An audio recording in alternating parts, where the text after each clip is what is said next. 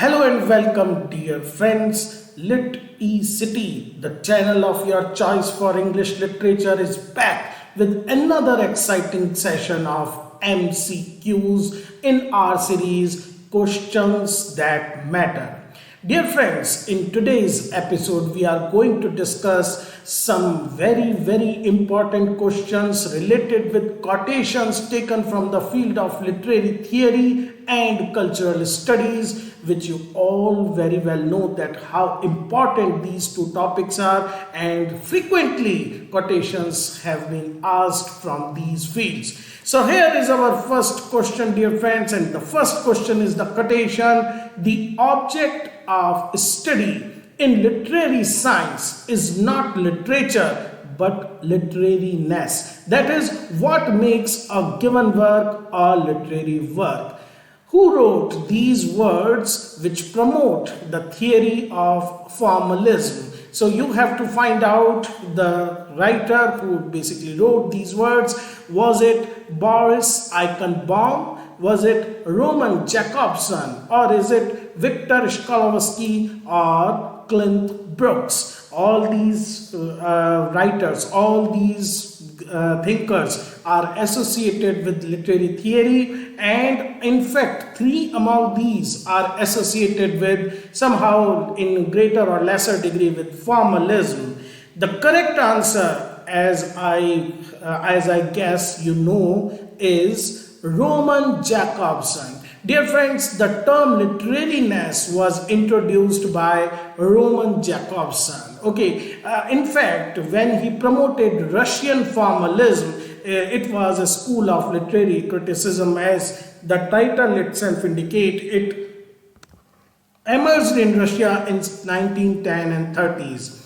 For the formalist, a literary text is a set of devices. This is very important, and technical elements that establish a literary structure. Or in simpler words, we can say a literary text is nothing but a heap of devices which make it different from any other text.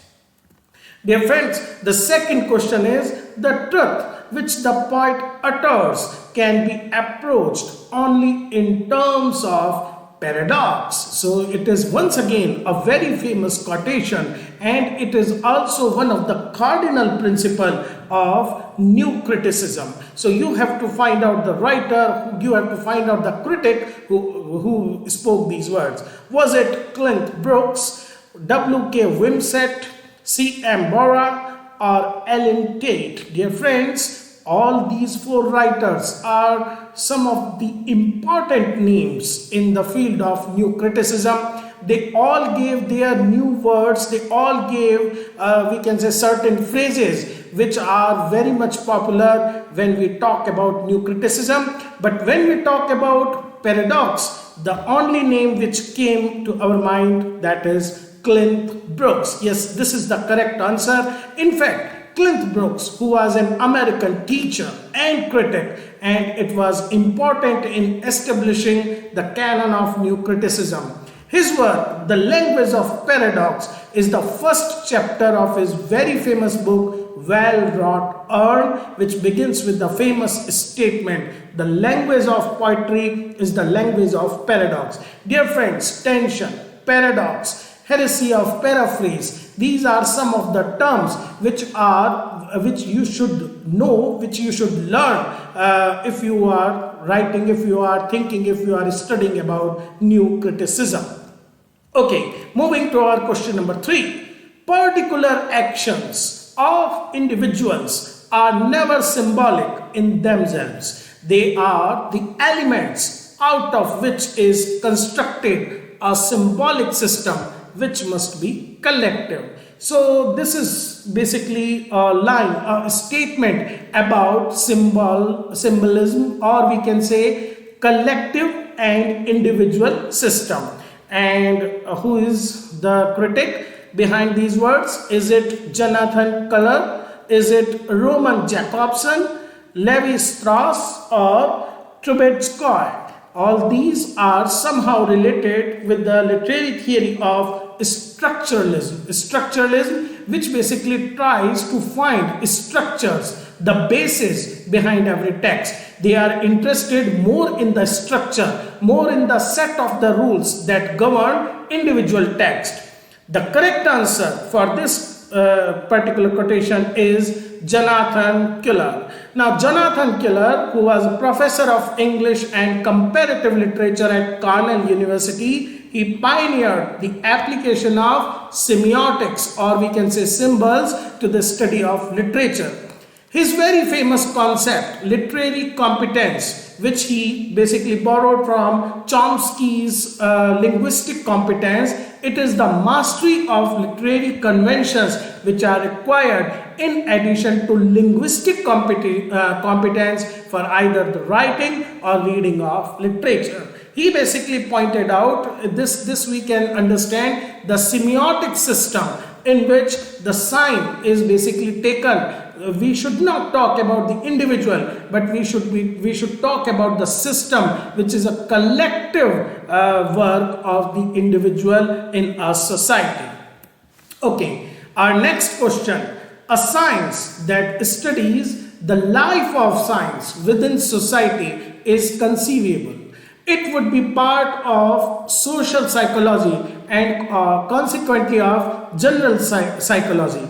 I shall call it semiology, and thus came the definition, the first definition of this very interesting field of linguistic semiology. So who is the critic behind this definition of semiology? Was it French Lévi-Strauss? Was it Charles Sanders Peirce? Was it Roland Barthes? Or is it Ferdinand de Saussure?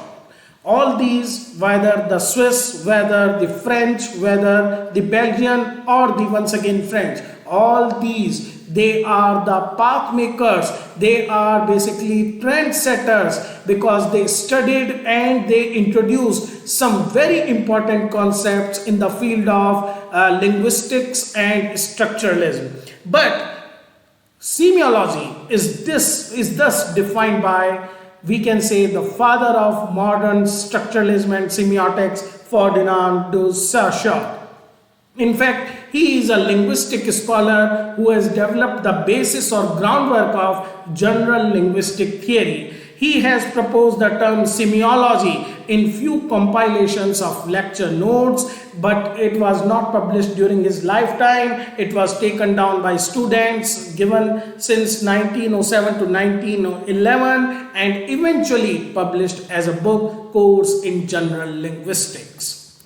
Our question number 5 says, who said, whenever one can describe between a number of statements such a system of dispersion, whenever between objects type of statement one can define a regularity, an order, correlation, we will say for the sake of convenience we are dealing with a discursive formation. So this is a very famous definition of discursive formation, and the man behind this definition is Michel Foucault, Jacques Derrida, Mikhail Bakhtin and Edward Said. You have to guess the name behind the definition of discursive formation.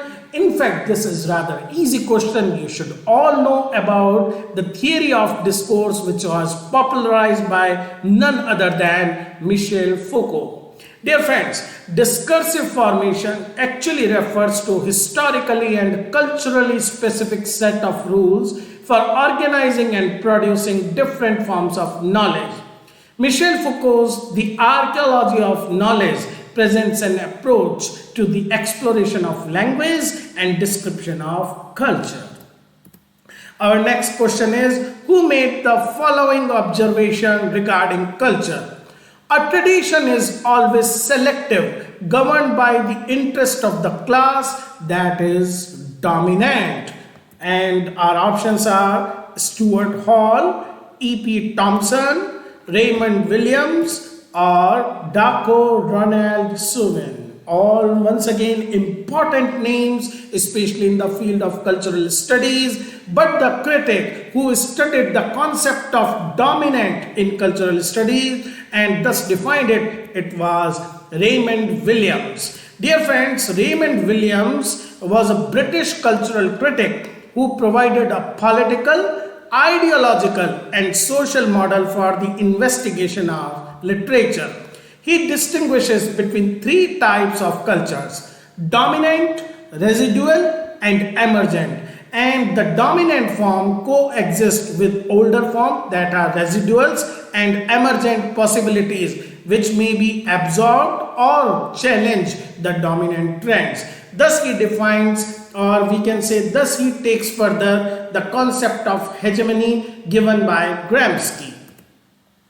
Which famous post-colonial critic made the observation, Africa as setting and backdrop, which eliminates the African as human factor, Africa as a metaphysical battlefield, devoid of all recognizable humanity, into which the wandering European enters at his peril.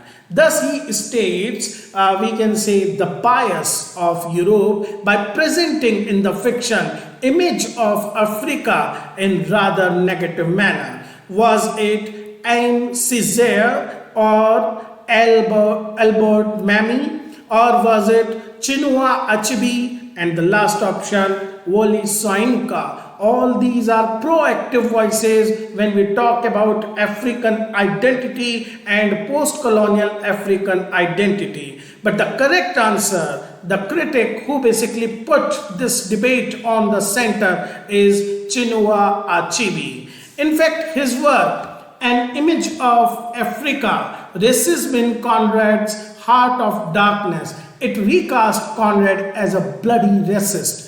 Before that, Conrad was taken to be a liberal who was presenting the black consciousness also on the map, but Achebe showed that how he was quite prejudiced in his presentation. He states that the images, particularly in Conrad's obsession with blackness and the darkness of not just the natives' skin color but the land itself, it shows Africa as the antithesis to England and the rest of the civilized world. Question number 8 says, poetry turns all things to loveliness. It exalts the beauty of that which is most beautiful, and it adds beauty to that which is most deformed. The classical famous definition which defined poetry from the point of view of aesthetic quality is given by Coleridge, Shelley, Keats or Byron. All the famous romantic poets all have also given their critical paradigms, but this particular definition comes from Shelley. Shelley's A Defense of Poetry, which he wrote as a rejoinder to his friend Thomas Love Peacock's Four Ages. It is basically a philosophical analysis of the role of the poet as a special kind of person, one who can see the essential harmonies of the world beneath the discordant images people find in their everyday lives. So, in Shelley's point of view, the poet is a seer. He is able to perceive the beauty even when on the surface the thing appears to be ugly. The critic who made this witty and topical observation, too many poets today think that not to write prose is certainly to write poetry. So he is taking a jibe at the writers of his age. Was it Alexander Pope, John Dryden, Samuel Johnson and Joseph Addison? They belonged to the 18th century and they ruled the 18th century with their laws. But the writer, the hanging judge of the 18th century, Samuel Johnson, he took them to the task by pointing out that poetry is not just not writing prose. In fact, known as the most significant literary figure of the mid to late 1700s, poet, novelist, translator, lexicographer, editor, biographer and critic, Samuel Johnson is best known for his literary criticism. His work prefaces biographical and critical to the works of English poet, which is commonly known as Lives of the Poets, appeared in 1781, and it functions as the preface to a selection of work by the approximately 50 poets that featured in that volume. Coming to the last question of the day, women have served all these centuries as looking glasses, possessing the magic and delicious power of reflecting the figure of man at twice its natural size. This sarcastic remark is made by the famous champion of feminism, or we can say an earliest champion of feminism. Was it Mary Wollstonecraft, Simone de Beauvoir, Ellen Showalter, or Virginia Woolf? You must have heard, you must have read about these great critics who put the problems with the patriarchy on the forefront, who put the need of women to liberate herself on the forefront, and these lines come from Virginia Woolf. Virginia Woolf's A Rooms of One's Own is a key work of feminist literary criticism. It examines the educational, social, and financial disadvantages women have faced throughout history. It contains Woolf's famous argument: a woman must have money and a room of her own if she is to write fiction. Okay, dear friends, with this we come to the end of this session. I hope you come to know about some important quotations related with literary theory, and these all questions will help you in your coming exams. Keep supporting. Thank you, dear friends.